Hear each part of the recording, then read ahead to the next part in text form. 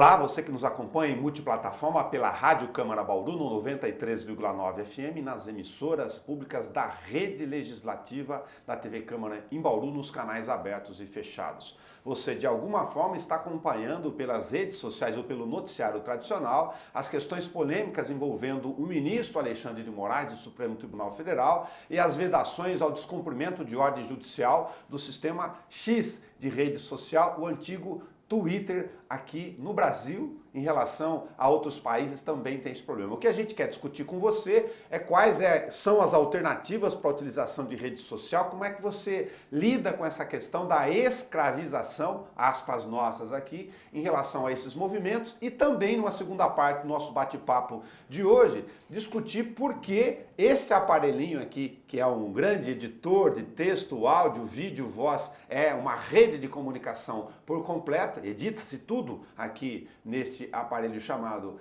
smartphone ou aparelho de telefone celular, porque as pessoas conversam cada vez menos ao telefone e as novas gerações. Para isso, está conosco o especialista e consultor em marketing digital, o professor Gustavo Cândido. Obrigado por vir aqui conversar conosco. Eu que agradeço o convite, é um prazer estar sempre aqui. A gente chama nas redes sociais, marca pelas redes sociais e pelo WhatsApp e faz o presencial em teletrabalho aqui, eis a novidade do mundo eletrônico nas nossas bolhas. Fábio, eu falei do X do Twitter, confessando aqui na abertura do programa que eu, por exemplo, não sabia que Twitter e X eram as mesmas coisas.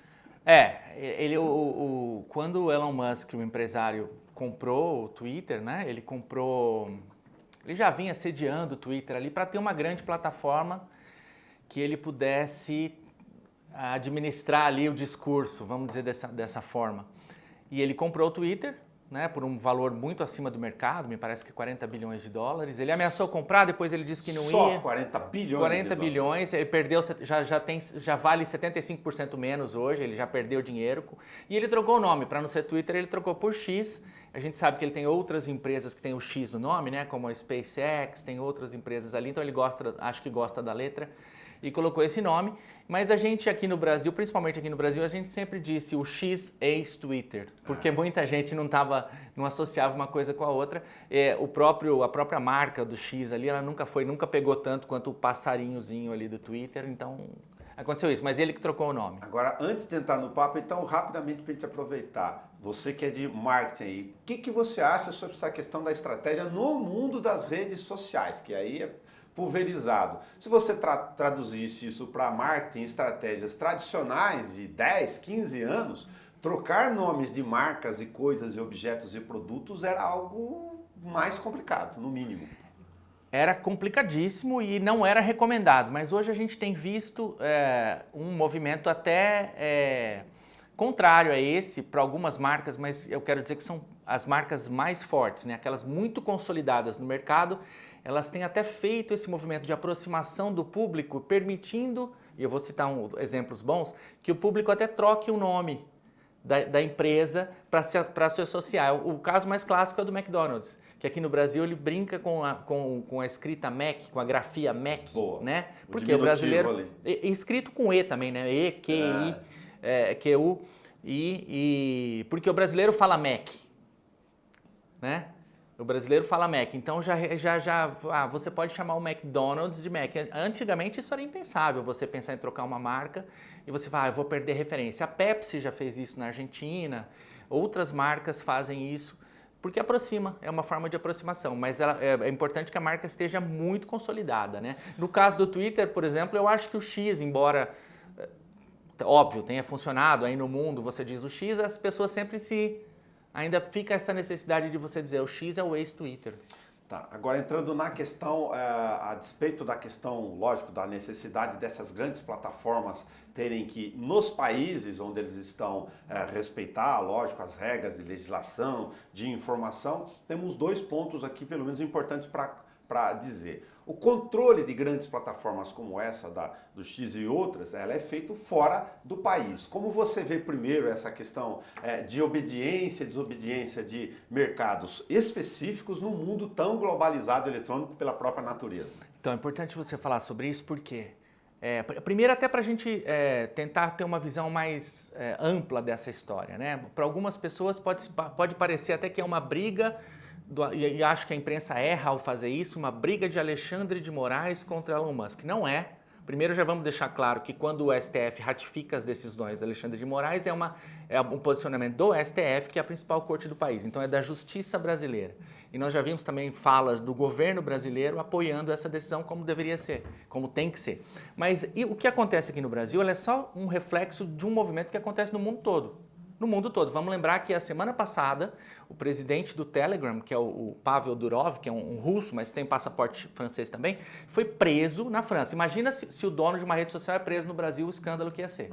Ele foi preso na França, por quê?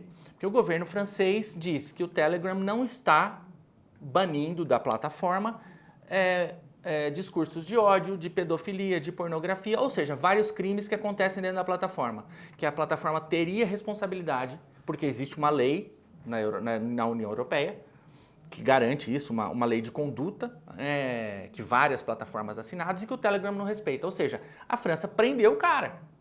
Agora já soltou, ok, mas vai responder um processo. O Telegram vai ter que se enquadrar. Então, no mundo todo, os Estados Unidos têm uma briga contra o Twitter. Os Estados Unidos, que está aí falando sobre liberdade de expressão nos outros países, está tentando banir o TikTok dos Estados Unidos. Já baixou uma lei em abril e falou assim, ó, ou vocês vão vender, ou a empresa que detém o TikTok vai vender as suas ações, a maioria das suas ações, para uma empresa americana, e o TikTok vai se tornar uma empresa americana, ou então vai sair fora do país. O TikTok, em defesa, que é uma empresa chinesa, está ali argumentando que tem liberdade, que precisa de liberdade de expressão nos Estados Unidos. Enfim, olha a briga que está acontecendo. Então, essa briga está acontecendo em vários lugares do mundo. Por quê? Porque nós temos empresas que são multinacionais, que são muito importantes, são empresas de mídia, elas influenciam o comportamento das pessoas no mundo todo, só que elas têm que se submeter às regras dos governos locais. E o que está acontecendo no Brasil é simplesmente isso. Existe no Código Civil a obrigatoriedade de que uma empresa estrangeira tenha um representante no país para funcionar. Ponto. É uma lei que existe. Um brasileiro para responder aqui. Ou vai ter ou não vai atuar no Brasil. Ponto. Seja o Elon Musk ou seja qualquer um. Existe também no Marco Civil da Internet a possibilidade de você responsabilizar essa empresa se um conteúdo de terceiro for prejudicial, foi considerado danoso, foi considerado criminoso. Então as leis existem, elas só estão sendo aplicadas.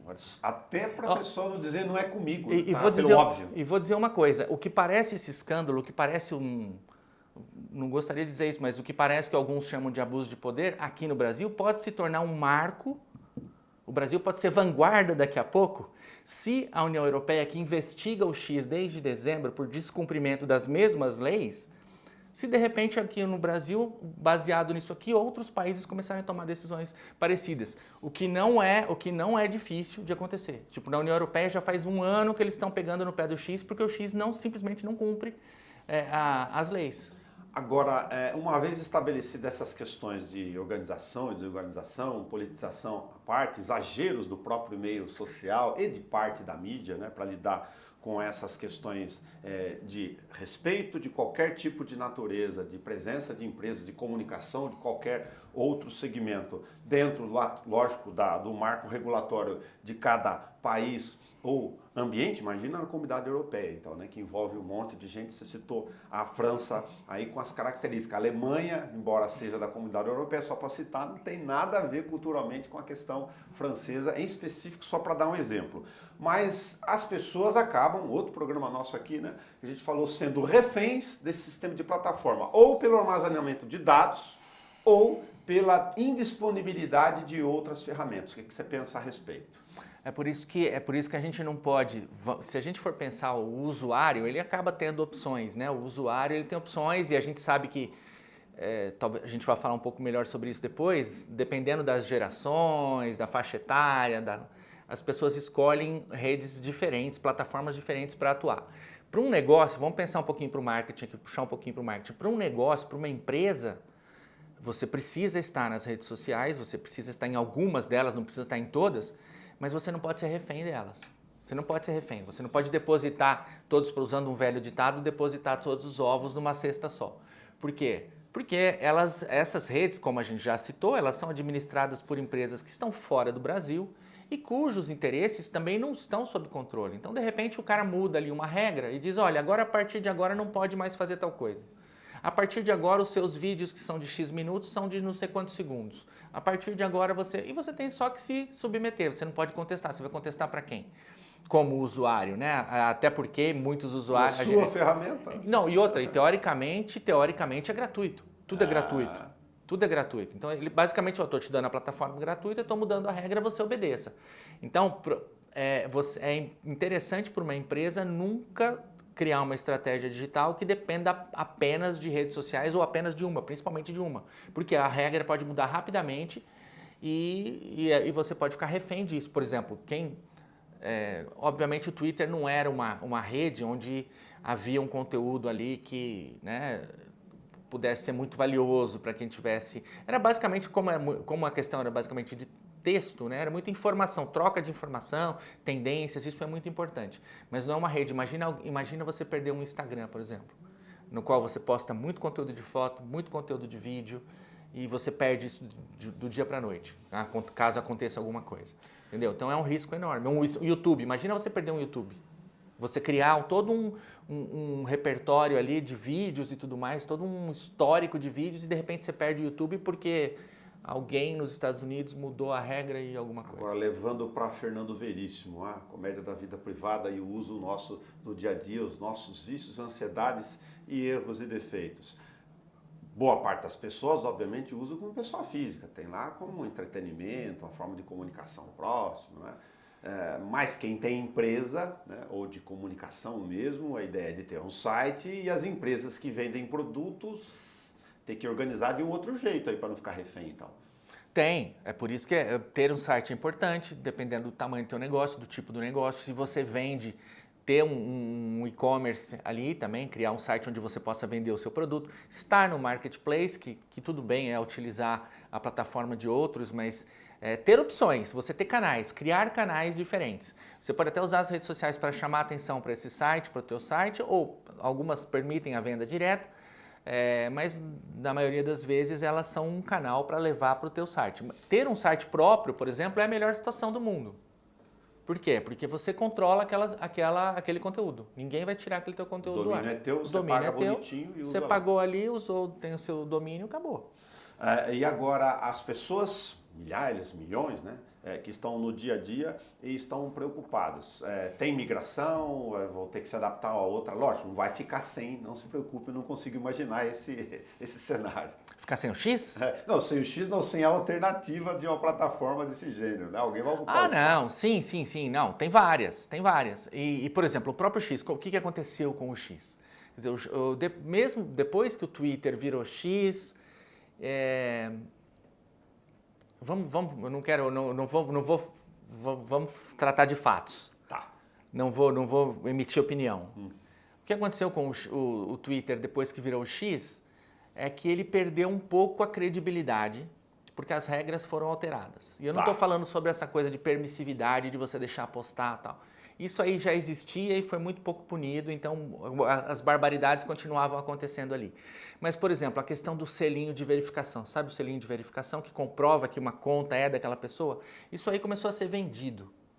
Então, quando começou a ser vendido, o que acontece? Uma pessoa vai lá e diz que ela se chama fulano de tal, compra o selinho, põe lá, manda lá umas informações falsas ali de e-mail, de documentação, não sei o quê, engana e cria uma conta que não é a conta verdadeira, mas com o nome de alguém que existe uma conta. Então, assim, você vai encontrar 3 contas do mesmo jornal, você vai encontrar nomes de pessoas erradas. Pode burlar do mesmo jeito. Burlando. Então, assim, vai começando a perder a credibilidade. Quem está dizendo aquilo é aquela pessoa mesmo. Então, ele virou o paraíso da desinformação, certo? Mesmo assim, tinha sua relevância, porque tem muita gente ali e muitas coisas foram acontecendo. A gente percebe, por exemplo, que o uso por governos, por políticos, a partir até acho que do governo Obama para frente, ele começou muito a utilizar o Twitter, o Trump levou isso a outra potência, aqui no Brasil também aconteceu, mas, por exemplo, o Biden, quando ele avisa que ele não vai concorrer à presidência, que ele vai abandonar a disputa, ele faz um post no Twitter. No X. Né? Então, assim, havia ali, então, para quem é do jornalismo, para quem é da informação, é um campo importante ali para você era uma coisa imediata de notícias. Muitas coisas do governo a gente acabava sabendo primeiro pelo Twitter, pelo X, do que pelas fontes oficiais. E aí isso até gerava pauta e tudo mais. Então era uma rede relevante nesse aspecto. Porém, foi perdendo a credibilidade. Nesse momento, a Meta, que pertence ao Mark Zuckerberg, que é a dona do Facebook, a dona do Instagram, a dona do WhatsApp, criou o Threads, vinculado ao Instagram, que o Threads é basicamente a mesma estrutura, exatamente igual. Você olha ali dentro, você não percebe que você não está no X. Criou exatamente igual, muito popular, começou a crescer, cresceu bastante, é relevante hoje em dia. Só que também os acionistas do Twitter, quando ele foi vendido, criaram o Blue Sky, que é uma outra opção muito parecida também, e que, vou te dizer, desde domingo agora, dia 1º, foi o aplicativo mais baixado no Brasil. O cara vai procurar Porque outra janelinha. As pessoas estão procurando opções. A pergunta que eu ouvi mais esses dias foi, nós vamos para o Blue Sky ou vamos para o Threads? Então, na dúvida, as pessoas estão indo para os dois. E isso já aconteceu antes. E o Blue Sky de quem é? Você lembra? São de americanos. Tá. São americanos ex-Twitter. Tá. Lembra que aconteceu? Sabe quando aconteceu, mas por outras razões? Quando o WhatsApp teve problemas técnicos. Não sei se você lembra. Já aconteceu mais de uma vez. Tá. Do WhatsApp cair por problemas técnicos. Não nenhum problema legal e tudo mais. Ele simplesmente parou de funcionar. Só que quando o WhatsApp para de funcionar, imagina a quantidade de negócios, de conversações, de transações que estão acontecendo ali. Elas prejudicam muito os negócios. Então, que toda vez que o WhatsApp parou de funcionar, as pessoas correram para o Telegram. E começaram a baixar o Telegram, e começaram a usar o Telegram. Então, assim, existem soluções e eu acho que as pessoas estão paralelas. Elas estão nas duas ali por segurança. E aproveitar isso, que dava um outro programa, no mínimo um bloco inteiro, mas pegar um parênteses aqui da questão seguinte. Bom, você tem que ter um site, é ideal, ver o seu ponto como alternativa, buscar, aguardar e não cair na ansiedade. Agora, quem está mexendo com marketing digital, está tentando vender produtos, informação no dia a dia, depende, né, como boa parte das pessoas, não só para comunicação, mas como negócio na rede no dia inteiro, ele vai falar, puxa, eu tenho que ter o Blue Sky, o Threads, o Twitter, o antigo X, o Facebook, o Instagram, o TikTok, o WhatsApp, não dá, eu vou ter que ter uma empresa só para cuidar disso. É muita coisa. E aí, o que você diria para esse público? O meu negócio é pequeno, eu preciso escolher. Então, se o seu negócio é pequeno, você realmente precisa escolher. E como você vai escolher isso aí? Primeira coisa, o importante, o fundamental, não é a partir do seu gosto próprio. Esse é o erro número um. Você vê aquela pessoa que fala assim, eu gosto muito de usar o Facebook, então eu vou colocar só as coisas no Facebook. Mas o seu público está no Facebook? As pessoas que compram o seu produto estão no Facebook? A faixa etária das pessoas que compram o seu produto é aquela que frequenta o Facebook? Então, você tem que escolher a rede social, o canal que você vai atuar a partir do teu público. Legal. Onde na verdade, para ser um pouquinho mais... Não quero aprofundar aqui, mas já dando uma dica importante. Qualquer decisão que você vai tomar em relação a canal de comunicação, forma de comunicação, vou fazer campanha, você tem que primeiro saber quem é o seu público. Se você não parte do entendimento completo de quem é o seu público, e esse quem é significa saber onde ele está, saber onde ele está no ambiente digital, no universo digital, você está fazendo errado, você está perdendo tempo. Muitas vezes está perdendo tempo. Estou focando minha energia fazendo vídeos no YouTube porque eu tenho facilidade de fazer vídeos no YouTube. Tá, o teu público está no YouTube? Vai ver esse vídeo? Você vai pegar esse vídeo, vai tirar dali, vai mandar por e-mail para ele, por e-mail marketing, ou você vai publicar também no Facebook, você vai publicar um trechinho no Instagram, ou você faz isso, entendeu? Ou você está perdendo tempo de investir só em um. Então eu quero investir só agora, por exemplo, o que acontece muito? Surge uma rede social nova, como aconteceu há alguns anos com o TikTok, e ela subiu, disparou, ela é muito popular hoje em dia, principalmente entre os mais jovens, e aí você vê o pessoal dizendo assim, então tem que estar no TikTok.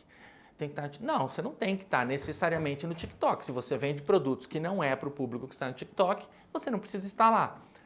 Mas na medida em que a rede se popularizou, também ampliou a quantidade o público que está ali. Então hoje a gente tem pessoas que também são mais velhas, tem outros tipos de conteúdo, como diz a minha filha, sempre brava quando a gente comenta isso, ela fala assim, TikTok não é dancinha, vocês precisam parar de achar que TikTok só é dancinha.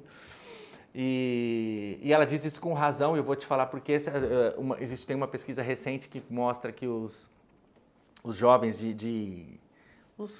estão na faixa dos 20 e poucos anos, eles usam o TikTok como ferramenta de busca, do mesmo jeito que a gente usava o Google. Então, quero comprar tal coisa, ao invés de ir no Google, vai no TikTok. Então, olha como a ferramenta foi mudando. Muda então, ela muito. Começou como uma ferramenta de dancinha e tudo mais, e ela vai ganhando tamanho, vai ganhando corpo. Agora, você precisa estar lá? Você só precisa estar lá se o seu produto, se o seu público fizer sentido para aquela rede social. Então, você tem que entender muito do seu público para escolher o seu canal. Vou fazer outro parênteses aqui, já para continuar a nossa conversa, pedir para você fazer um suspense apreensivo. Mostra a capa e o título do livro, por favor, para você comentar conosco se o conteúdo equivale ao título. A gente, quando ia falar sobre esse assunto, eu trouxe esse livro, que se chama 10 argumentos para você deletar agora as suas redes sociais.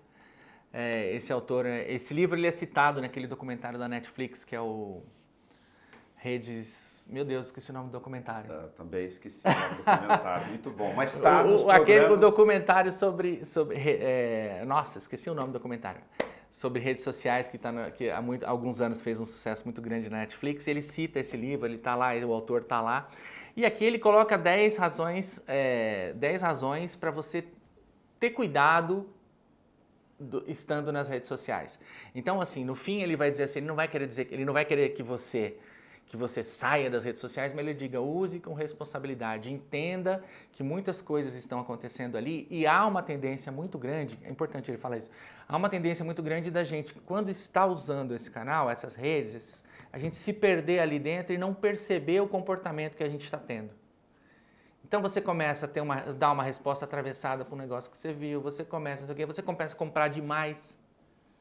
Você começa a comprar demais. Até compulsão. Porque o tempo todo você é submetido a anúncios. Então, deixa eu só mostrar uma coisa que eu acho legal aqui, ó. A capa do livro tem um gato aqui, ó. Aí você fala, o que tem a ver o gato com essa história toda? Ele começa o livro dizendo isso. Ele fala assim, os cachorros eles aprenderam a conviver com o ser humano e tudo mais, e eles aprenderam a obedecer ordens do humano. Né? Eles foram domesticados e aprenderam a conviver com o ser humano obedecendo ordens mesmo. Né? Você adestra um cachorro 100%. Ele falou assim, os gatos convivem com o ser humano, mas os gatos não são 100% adestráveis. E quem tem gato sabe, eu tenho 3, você tem que respeitar a personalidade do gato. O gato ele tem vontades próprias. Você pode ensinar, você pode educar, você pode fazer um monte de coisa com ele, mas ele ainda tem vontade própria. E ele vai exercer essa vontade própria dentro da casa. Então ele diz assim, você tem que ser na rede social mais gato do que cachorro. Legal, ele não é completamente domesticado. Você não pode ser domesticado pelas redes sociais. Essa é a mensagem desse livro aqui, que vale muito a pena, é bem divertido, facinho de ler. Olha que tirada na capa chamar atenção para algo que tem um conceito por trás de conteúdo. Exatamente. Bem muito legal. interessante. A gente passa pela questão do WhatsApp já. Redes de ódio. Redes de ódio é o documentário da Netflix. Isso. Redes de ódio, tá vendo? A memória volta para fazer. Agora, a gente conversava sobre isso e acaba de sair uma pesquisa, entre outras tantas, que os jovens, ou uma boa parte do público mais jovem, ou muita gente, não quer falar ou fala cada vez menos no telefone. Olha, para o jornalismo tem hora que é difícil, porque você tem que perguntar, posso falar? O que você pensa sobre isso? É uma questão geracional, já citei, né? Que a questão de gerações. Falar é ligar mesmo, viu? Ligar e conversar com o áudio e falar, não é deixar o áudio lá dentro. É utilizar o telefone como a gente usava antigamente. Pega o telefone e fala com alguém, liga um número, você ligava sem, né, a qualquer horário do dia, de repente, né, eu sempre tive um certo limite de horário, mas você ligava a qualquer hora do dia, a pessoa esperava, o telefone tocava, atendeu. Hoje em dia a gente não faz isso. Né? Primeiro que já as pessoas...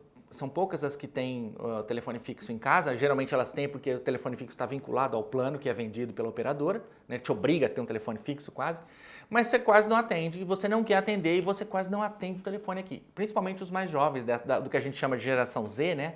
Que são esses que têm 20, 30 aí, 20 e pouquinhos. Isso.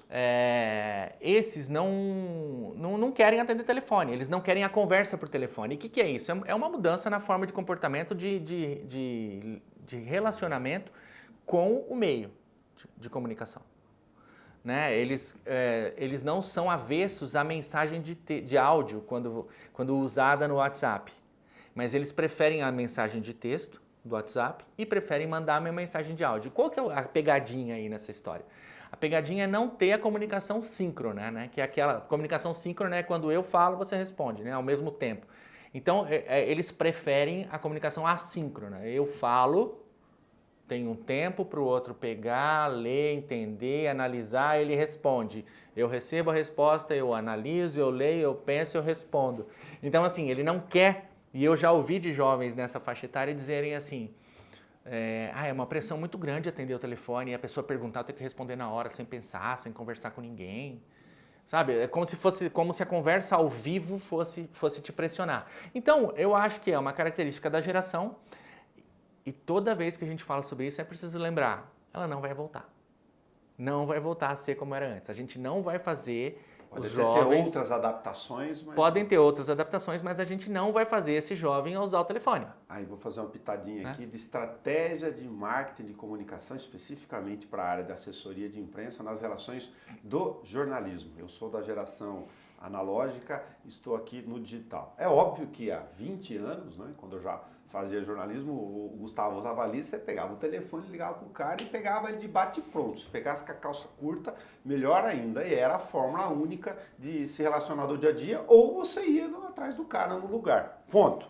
Agora, você pega o WhatsApp e as empresas de estratégia, de grandes grupos conglomerados, de grandes organizações e também de assessoria de serviço público estão usando o WhatsApp como uma forma de bloqueio de acesso, porque você tem que mandar lá a pauta, sugerir, conversar e aí eventualmente vão te colocar na linha para conversar com o entrevistado.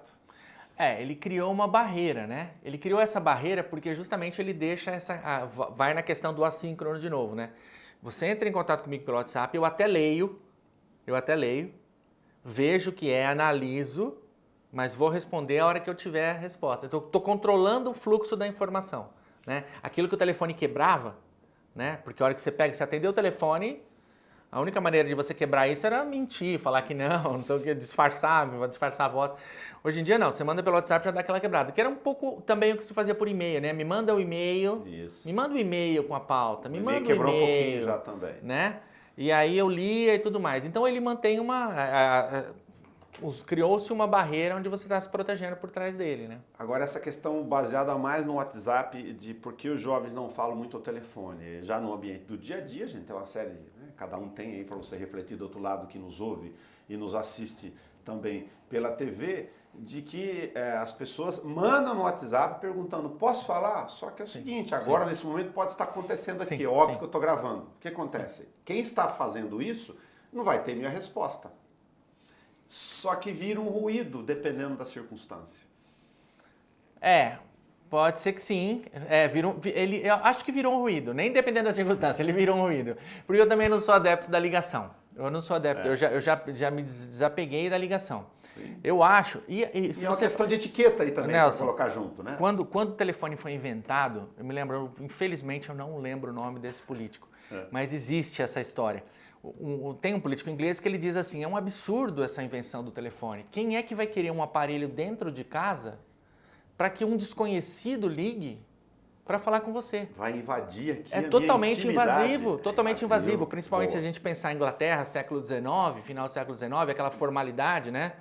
Imagina, você pedir autorização para conversar com o cara, não sei o quê, e chega a carta, o cara te entrega a carta na bandejinha. Até hoje, é inviolável a correspondência, só para lembrar disso. E tem o tempo, né? A carta era bem isso, né? Era bem assíncrona a carta, né? Eu te mando uma carta, você lê, você pensa, você responde, demora X dias, eu já estou esperando que vai demorar X dias a resposta.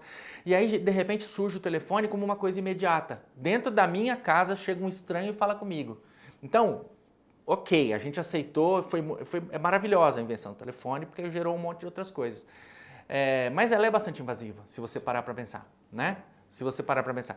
E de repente a gente tem essa opção de falar, pera, eu não quero mais fazer isso. Eu não quero mais, eu tenho uma outra opção ao telefone. Então, quando surge essa questão da mensagem, do texto, ela é uma outra opção ao telefone. Legal. E a gente mudou de degrau, né? Pegou e falou assim, temos o telefone ainda, do mesmo jeito que ainda temos a carta, deixa aqui, ó, para a situação X é uma carta, para a situação X é o telefone, mas o meu dia a dia eu quero trabalhar no texto aqui. Só para ponderar em outra direção, não significa que as redes sociais não sejam invasivas, ao contrário, por outras razões, né? Totalmente, totalmente. Elas são totalmente invasivas. E, na verdade, a gente permite essa invasão, né? De novo, quero voltar ao livro aqui. Né? E a gente permite essa invasão, e principalmente a questão da notificação, que eu acho extremamente nociva. Né? Hoje a gente fala muito sobre questões sobre ansiedade, e as redes sociais elas não colaboram nessa questão. Então, tipo, você é ansioso, se você fica ligado em notificação, você não vive. Crise de ansiedade. Você não vive. Exacerbada aí. Você não vive, porque você fica o tempo todo querendo saber. Existe aquela história do fear of missing, né? Out, FOMO, fear of missing out, de você ficar fora da informação, de você, está acontecendo um monte de coisa no mundo, eu não estou sabendo, então eu preciso ficar o tempo todo aqui sabendo. Você não precisa ficar sabendo o tempo todo. Aí então, entra a dica do sistema de autocontrole pessoal, psicológico. psicológico. De novo, mental. É uma coisa que está aqui também. Você não precisa saber de tudo que acontece no mundo o tempo todo. Eu acho muito curioso quando eu vejo pessoas na rua, e a gente vê muito, você com certeza, espero que não faça isso, mas você com certeza vê também, a pessoa na rua ali, ó, ouvindo áudio, ou a pessoa mandando áudio, na rua, enquanto está atravessando a rua, enquanto a gente vê esses casos, vi ontem várias, eu vi ontem que na Inglaterra, no Reino Unido, aumentou o número de roubo de celular na rua, igual acontece em São Paulo, que a gente acha assim, que fala, ó, no Rio de Janeiro, em São Paulo, que passa o cara de bicicleta e rouba o seu celular. Isso está acontecendo na Inglaterra. Eu falei, olha onde no vai? Trânsito a desatenção por querer desatenção no trânsito. falar no telefone. E a pessoa falando, a pessoa vendo. E aí eu me pergunto, é realmente necessário mandar o áudio naquele momento que você está na rua? É realmente necessário olhar aquela foto no trânsito? É realmente necessário mandar, fazer uma ligação? A gente não fazia isso antes, Nelson, e a gente vivia do mesmo jeito.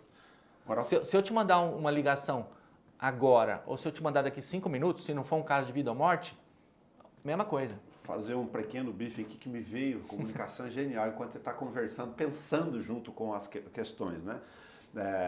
Mundo analógico, mundo digital. Um pequeno recorte aqui para provocar, quem sabe depois no nosso programa lá na frente um pouco mais só sobre isso, Gustavo. Anos 2000, mudança de século, né? Só uma demarcação de tempo, mas a gente estava lá já nessa saída da fase de transição entre o analógico para o digital. Apenas 20 anos depois, ó, geração 2020, 2024 que estamos gravando, mudou completamente os nossos hábitos. Só que tem um detalhe, se a gente colocar só 20 anos para frente, 2040, exatamente o nosso país, o que já aconteceu em Portugal e outros, vão ter muito mais gente idosa, com comportamentos dessa faixa etária do que jovens. A comunicação certamente vai ter que se adaptar a esse público depois, a essa nova estratificação etária. Vai, com certeza o Brasil, né, a população brasileira está envelhecendo, como já aconteceu com a Europa, até as pessoas vivem mais hoje em dia, né?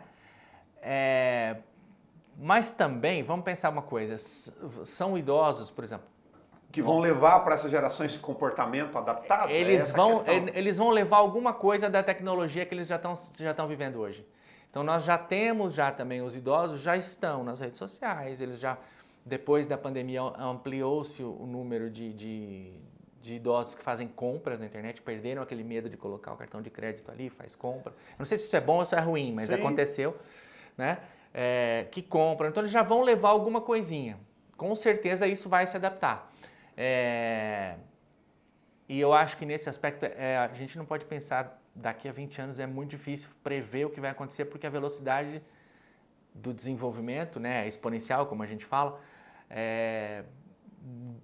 não dá para a gente prever, mas apontam para alguns caminhos, e eu acho que o principal deles é a utilização de inteligência artificial, não só nas plataformas, mas nos aparelhos. Já existem alguns aparelhos ótimos que utilizam. Já existe muita discussão, só para colocar aqui, a discussão sobre o fim de aplicativos. Telefones, celulares e outros dispositivos que não possuem aplicativos e que são só administrados ou geridos, ou você pode se comunicar com ele através de inteligência artificial, ou seja, na prática, através de um leve toque ou principalmente da fala. Então, imagina você não ter que entrar no aplicativo para saber alguma coisa, para fazer alguma coisa, você simplesmente falar com ele e fazer. entendeu? Então eu acho que a gente vai caminhar para isso, para dispositivos menores, acabei que eu não estou prevendo, mas estou um pouco apontando. Para dispositivos menores, para muito uso de inteligência artificial, para muito uso de comando de voz, para muito uso de comando de olhar, toques mínimos, outros tipos de aparelhos. A gente vai caminhar para isso e eu acho que essa sociedade que está toda envelhecendo na tecnologia vai levar esse uso, potencializar esse uso para o futuro. Gustavo Cândido, muito obrigado por ter vindo aqui conversar conosco na rádio da TV Câmara, a gente atualizando o dia a dia, tão veloz quanto as formas novas e disponibilidades de ferramentas e aplicações. Eu que agradeço, é sempre um prazer. Se você conversou conosco e está nos acompanhando, não fique ansioso, vai lá com calma na página do YouTube que tem esse programa na íntegra, assim como outros, sobre a série de questões tecnológicas, de uso, estrutura, comunicação, estratégias, para você assistir a hora que você quiser.